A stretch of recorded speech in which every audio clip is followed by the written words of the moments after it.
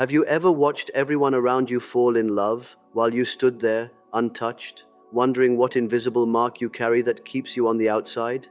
Have you ever met someone perfect on paper and felt nothing, or worse, felt everything for someone wrong and wondered if you're broken beyond repair? If you've ever believed you love too much, feel too deeply, or ask for too much, then what I'm about to share will change everything you thought you knew about why you're still alone. Throughout my years studying the human psyche, I've come to understand something most people never grasp, that some souls cannot love in ordinary ways. And before the universe sends you the person who can meet you at your depth, it will drag you through a process so painful you'll beg to be normal. Every sleepless night, every person who couldn't stay, every moment you felt defective, it wasn't random cruelty, it was preparation. And if you stay with me until the end, you'll see your entire journey differently, not as punishment, but as the universe's strange mercy. So what exactly is happening to souls like yours? In this exploration, I will unravel these mysteries through the lens of my life's work, and I promise you, by the end, you'll never see your loneliness the same way again. There's a peculiar kind of loneliness that rare souls know too well. It's not the loneliness of being physically alone, it's the loneliness of being surrounded by people living lives you cannot bring yourself to live. You watch your friends settle into comfortable relationships, marriages built on shared routines and unspoken compromises. They seem content, even happy. And you sit there feeling like an alien who can't crack the code that everyone else was born knowing. Why can't I just choose someone and make it work? Why does something so natural to others feel like betraying my soul? I have called this the separation from the collective unconscious. It's the moment your soul refuses to follow the pre-written scripts that society, family, and culture have laid out. Most people can enter relationships for practical reasons, to avoid loneliness, to meet expectations, to feel secure. But for rare souls, accepting a connection that doesn't touch the deepest truth feels worse than staying alone. It's not that you're choosing to be difficult, it's that you cannot betray yourself and survive. Imagine you're at a gathering. Everyone is paired off, sharing knowing glances and easy affection. You smile, you participate, but inside there's a vast emptiness, not because you don't crave intimacy, but because the language everyone around you speaks, the flirtations, the superficial getting to know you dances, it all sounds like a script you've heard 1,000 times. Every date feels like a performance. Every potential partner seems to expect you to play a role you don't recognize, and so you withdraw, not from arrogance but from exhaustion. This separation is agonizing because it makes you feel defective. You look around and see people adjusting, compromising, making it work. They find someone imperfect and choose to stay anyway. In your eyes, they've solved a puzzle you're failing at. So you turn that judgment inward. Maybe I'm too picky. Maybe my standards are impossible. Maybe there's something fundamentally wrong with me. But I would tell you the opposite. This isn't a flaw, this is evolution. To become truly yourself, you must first stop being what everyone else expects. You must lose the comfort of fitting in, the safety of being like everyone else. It's like a bird pushed from the nest before it knows it can fly. Terrifying, yes. But without that terror, it would never discover its wings. In real life, this looks like walking away from relationships others would kill for. The kind, stable person your family adores, but who doesn't see the wild hidden parts of you. The exciting person who makes your heart race, but doesn't understand the silence you need to survive. The safe person who would never leave, but who you'd have to dim yourself to keep. Each time you walk away, the world calls you foolish, and part of you believes them. But here's what I've understood through my work that most people don't. This loneliness isn't isolation, it's purification. Every surface desire, every borrowed dream, every people-pleasing instinct must burn away so you can finally hear what your soul actually wants. Not what you've been taught to want, not what would make your life easier, but what would make you real. The key to surviving this phase isn't escaping the loneliness, it's learning to sit inside it without letting it convince you you're broken. Your loneliness isn't proof of unworthiness. It's proof that you carry a standard most people abandoned long ago. you're not being punished, you're being refined. And one day, you'll look back at this emptiness and realize it taught you the most important lesson: how to recognize depth when it finally appears, instead of settling for something that only looks like love. This separation is the painful first step. The moment you're forced to remove the mask everyone wears and stand alone with your true face. And that's when your real journey begins. Because once you know you're different, the universe sends you something even more dangerous. After what feels like an eternity of nothing, someone appears, and the moment you meet them, every cell in your body wakes up. They don't just attract you, they devastate you.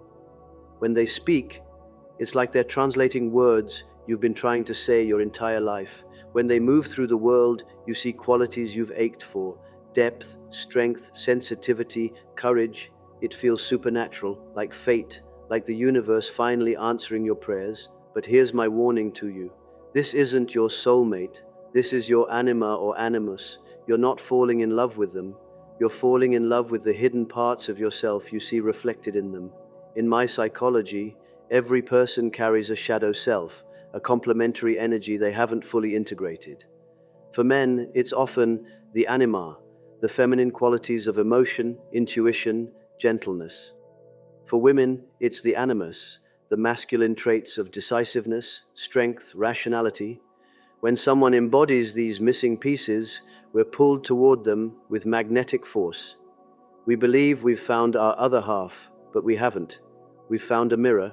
This feels so real, it's almost painful. Someone walks into your life, and suddenly the silence you've been living in transforms into music. You recognize in them the very things your heart has been starving for. They're confident where you're uncertain, soft where you're hardened, free where you're trapped. A few conversations, and you're convinced you've known them before, maybe in another lifetime. The synchronicities pile up. The connection feels destined.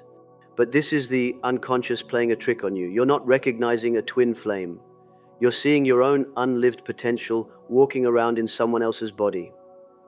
Let me share with you a case I encountered in my practice. A woman who spent her whole life playing it safe, letting others make her decisions, afraid to take up space. Then she met a man who seemed to fear nothing. He was bold, decisive, unapologetic. After just 2 dates, she was certain he was the one. His confidence felt like a shelter from every fear she'd ever had. But months into the relationship, she realized he didn't actually understand her. He couldn't provide the emotional depth she needed. He was just a regular person with strengths and weaknesses. And the disappointment nearly destroyed her. Only later did she realize she hadn't fallen in love with him. She'd fallen in love with the decisiveness she was too afraid to claim in herself. Another patient told me a similar story. He grew up in a family that worshipped toughness and mocked sensitivity. So he buried that part of himself deep. Then he met a woman with extraordinary empathy. She listened in ways no one ever had, saw through to the pain he'd hidden for years. He was mesmerized. He thought she could heal him. But after a few months, he realized she couldn't carry the weight of what he hadn't faced in himself. Her gentleness wasn't enough. The relationship grew heavy, suffocating. And that's when he understood. He hadn't needed her softness. He'd needed to reclaim his own. Perhaps you've experienced this. The heart-stopping moment when you thought you'd found your destiny, only to watch it crumble when you realized they were just human. Flawed, limited, unable to be the archetype you projected onto them. The problem isn't that this attraction is fake. It's achingly real, so intense that you'll swear this is different, this is the one. But relationships built on projection cannot last, because eventually you see them clearly. And when the illusion shatters, the disappointment cuts to the bone. I've come to understand that this encounter isn't about finding your other half. It's about recognizing what's missing inside you. The anima or animus isn't just an external person. It's a message. If you're drawn to someone's strength, you need to awaken that strength in yourself. If you're captivated by someone's emotional availability, you need to learn to access your own emotions. The person isn't the answer. They're the question your soul is asking. Here's the truth that will set you free. Most of what you feel in this moment is love for yourself. for the parts of you desperate to come alive. The other person is just a messenger, a mirror the universe placed in your path to show you what you've been running from. It's a gift, but if you mistake it for destiny, you'll chase reflections forever. What makes this phase so cruel is that it feels both sacred and heartbreaking. Sacred because it opens you to profound emotion, like touching the door of something holy. Heartbreaking because it teaches you that the person you thought was your fate is sometimes just a lesson about yourself. I have said, until you make the unconscious conscious, it will direct your life and you will call it fate. When you understand this phase, you stop looking for someone to save you. You turn inward, you integrate the missing piece. And from there, you move closer to loving a real person, not because they complete you, but because you can finally see them as they are. But just when you think you've learned this lesson, something darker rises up to test you. This is the moment that breaks most people. You've walked through loneliness, you've stopped chasing reflections, you've done the work, and then finally someone real appears, someone who doesn't trigger red flags, someone who sees you, truly sees you, and doesn't run. Someone capable of the depth you've been aching for, and instead of opening your heart, you panic, you sabotage, you find reasons to pull away, you start questioning everything. Are they really sincere? Is this just another illusion? Will I get hurt again like before? And before you know it, you're the one destroying the very thing you've been praying for. This is what I have called the shadow, the part of you that holds every wound, every fear, every defense mechanism you've ever built. And here's the paradox that will haunt you. The shadow stays quiet in wrong relationships. But when true love shows up, when someone actually capable of meeting you appears, the shadow erupts with terrifying force. Think of it like a prisoner held captive for years. When the cell door finally opens, they don't run toward freedom. They cower in the corner, clinging to chains, because freedom is more frightening than captivity. The chains are familiar, freedom is unknown. A patient once confided in me about this. After years alone, she met a man who was everything she'd asked for, gentle but grounded, present but not possessive. He didn't judge, he didn't rush, he just saw her. And for the first 2 weeks, she felt safe. But then something shifted. She started dissecting his every word. Every silence became evidence of betrayal. Every kind gesture felt suspicious. She told me, I couldn't believe someone like him existed, so I convinced myself he was hiding something. And because I was so terrified of being abandoned, I pushed him away first. Her shadow, scarred by every betrayal she'd endured, convinced her that love was a trap. So she sabotaged it before it could hurt her. The shadow is a gatekeeper. It hates change because change means tearing down the walls you've spent years building. It whispers lies. Don't trust them. They'll leave like everyone else. Don't open up, because if you do, and they leave, you won't survive it. So you stay safe. You stay alone. You stay in control. And in doing so, you lose what matters most. What makes self-sabotage so insidious is how subtle it can be. Sometimes it's not dramatic, not ending things outright. It's smaller, taking hours to reply to a text, setting impossible tests, acting indifferent to see if they'll chase. You tell yourself you're protecting yourself, testing if they're real, but in truth, your shadow is in control, turning you into someone who pushes love away to prove it will leave. I have observed we meet ourselves time and again in 1,000 disguises on the path of life. In love, the shadow is one of those disguises. When you reject someone truly compatible, you're not rejecting them. You're rejecting your own capacity to heal. True love is like sunlight streaming into a dark room. It's warm, beautiful, but it reveals every speck of dust you've been ignoring. And in that moment, you have two choices: clean the room, face what you've been avoiding, or close the curtains and pretend the dust isn't there. Self-sabotage is choosing darkness over light because darkness is familiar. This is why people say they're not ready even when they meet someone worthy. It's not that they're not ready for love, they're not ready to face their shadow, because true love demands vulnerability. It demands you shed your armor, expose your wounds, and trust that you won't be destroyed. It's the most dangerous leap, but it's also the only leap that leads to truth. Recognizing your self-sabotage is the first step to breaking free. You learn to ask, is this my intuition or is this old fear speaking? And in that pause, in that question, you create space for a different choice. You don't have to let the shadow steer your life. You can acknowledge it, thank it for trying to protect you, and choose to stay instead of run. This step is the hardest because it asks you to trust when trust feels impossible. But each time you recognize the shadow, each time you pause before pushing someone away, each time you choose to stay when every instinct screams run, you take a step closer to love.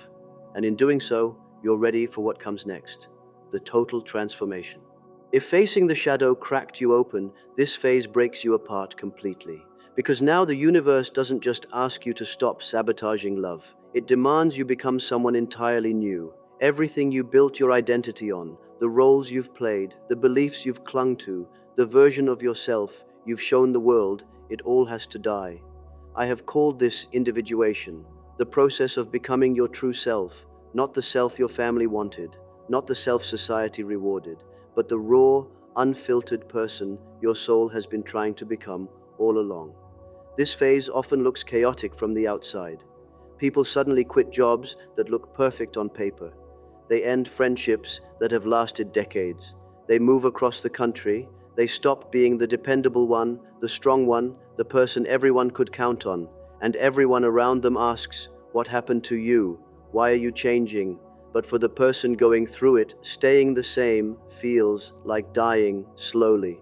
From the outside, it seems reckless. From the inside, it's survival. I have warned throughout my work that one of the most dangerous traps for rare souls is turning pain into identity. We tell ourselves stories. I'm special because I'm hard to love. I'm deep because no one understands me. I'm valuable because I've suffered more than most. And while these stories feel noble, they're chains. We cling to the wound because it's become who we are. Letting it go feels like losing ourselves. Inner restructuring means releasing even that. It means no longer using loneliness to define yourself, no longer hiding behind difference to avoid intimacy. It's a painful surrender because sometimes we love our wounds more than the possibility of healing. Picture it like this. You've been carrying an old, battered suitcase for years. It's filled with broken things, painful memories, roles that no longer fit. You carry it everywhere, exhausted, aching, but unable to let go because it's familiar. Inner restructuring is the decision to open that suitcase and throw out everything that isn't serving the person you're becoming. And when you do, the weight lifts. The journey becomes lighter. But the act of letting go feels like losing pieces of yourself. How do you know you're in this phase? Everything that once made sense stops making sense. Conversations that excited you feel hollow, pleasures that thrilled you become repetitive, relationships that felt close become suffocating. You're changing, and the people around you don't understand why, but you can't stop, because staying who you were would be a betrayal of who you're becoming. The most important part of this phase isn't finding love, it's living in alignment with your truth, because if you haven't made peace with who you actually are, every relationship you build will collapse under the weight of pretense. I have written, the most terrifying thing is to accept oneself completely. But that acceptance is what sets you free. And here's the miraculous part. As you move through this restructuring, your energy shifts. You stop trying to impress people. You stop fearing abandonment. You stop seeking validation. You walk into a room and you're whole, not searching, not performing, just present. And that energy, the energy of someone who has become themselves, begins to attract something different. Not people who want to fix you or complete you, but people who recognize you. This transformation costs you things you once thought were everything, but in return, it gives you yourself, whole, authentic, unshakable. And only then are you ready for the final, most paradoxical phase. After everything you've been through, after the loneliness, the projections, the shadow work, the total restructuring of your soul, the universe asks for one last surrender. It asks you to let go of the very thing that started this entire journey, the desire to find love.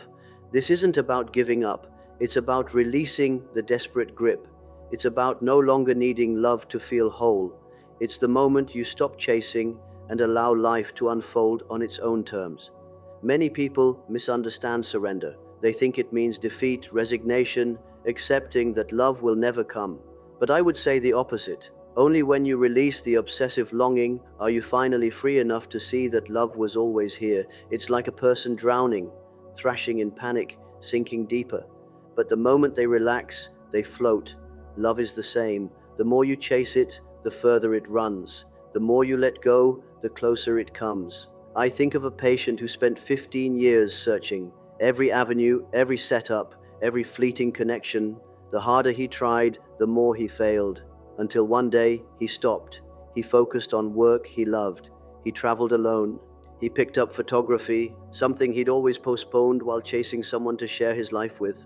And then, when he wasn't looking, he met someone on a trip, completely unexpected. He told me, for the first time, I didn't need to prove anything. I wasn't worried if she was the one. I was just living, and love came like it was inevitable. That's the power of surrender. Surrender also means shifting the reason you want love, not to fill a void, but to share your fullness. When you seek love because you feel incomplete, you enter relationships as a broken person, and you attract situations that mirror that brokenness.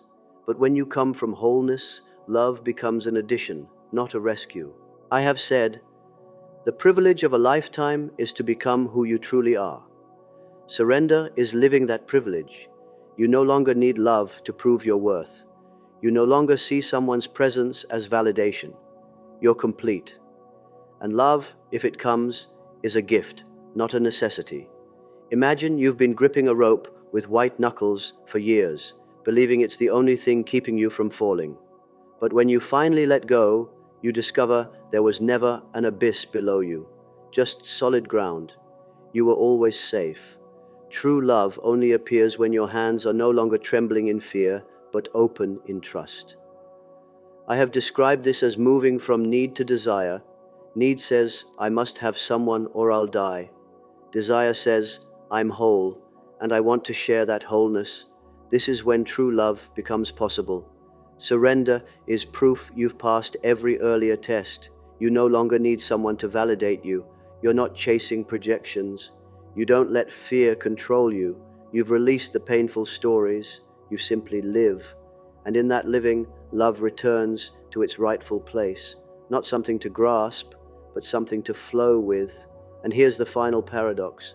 Only when you no longer need love are you truly ready for it. Only when you stop searching do you see it was always around you, waiting for you to lift your head. If you're watching this and feeling deeply seen, you're likely walking through one of these phases right now. And I want you to know something. This journey, as brutal as it's been, was never random. Every person who couldn't stay was preparing you to recognize the one who will. Every moment of loneliness was teaching you to distinguish depth from distraction. Every time you sabotaged yourself, you were protecting something sacred until you were ready to share it. I have spent my life understanding what most people never grasp, that rare souls don't follow timelines, they follow truth. Your so-called lateness to love isn't failure, it's integrity. The universe wasn't withholding from you. It was waiting for you to become who you needed to be. And now, whether you're in the dark night of separation, caught in the mirror trap, wrestling with your shadow, rebuilding your inner world, or learning to surrender, you're exactly where you need to be. Each phase is a gift, even when it feels like punishment. True love doesn't complete you. It witnesses the completeness you fought to become. And when it arrives, you'll know it wasn't about finding the right person. It was about becoming the right person. The person who could hold love without fear, recognize it without projection, and receive it without losing yourself. The universe does something rare to souls like yours. It breaks you open so you can finally see what was always inside. And that's not cruelty. That's love. Thank you for entrusting me with your time. And remember, you were never broken. You were always becoming.